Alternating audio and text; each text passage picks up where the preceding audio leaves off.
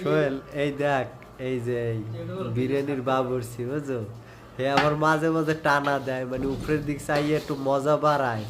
এবার কি সুন্দর দেখ, মাথা এবার ফিতে বানছে দেখছো, মানে এই না বানলে বলে বিরিয়ানি তো মজা নেই। না না ও মিথ্যে কথা, ও কইছে এই না বানলে বলে বিরিয়ানি মজা হয় না, গোস্তের স্বাদ লাগে না। এবারে রান্ধে দাও, এই ওই আগেরটাই আছে, মানে চেঞ্জ হয় নাই। বাদ ভাইটা তুই বুঝে লইস। হ্যাঁ, আমি আর এত কিছু ভাঙ্গাই করতে পারি না, কারণ দর্শক আছে তো, নাইলে কইতে ও চাল দেখছি আর দেখছো, এই বলে অর্ধেক লাগবে আর আল্লাহ শুনছো, এই এবার কয় এই দেখে আসেও আবার ওই বিশ্বাস হয় কথা কষের কিনা, ও বিশ্বাস করতে পারে না না পারে সেটা ওই ভালো। সোহেল জান্নাতে জানে কিনা, ওরে তো এদিকে এই ভিডিওটা করে দিতে আছে।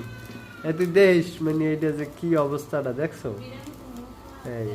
এই গোস্ত দেখাবি না, ওই গরু গোস্তের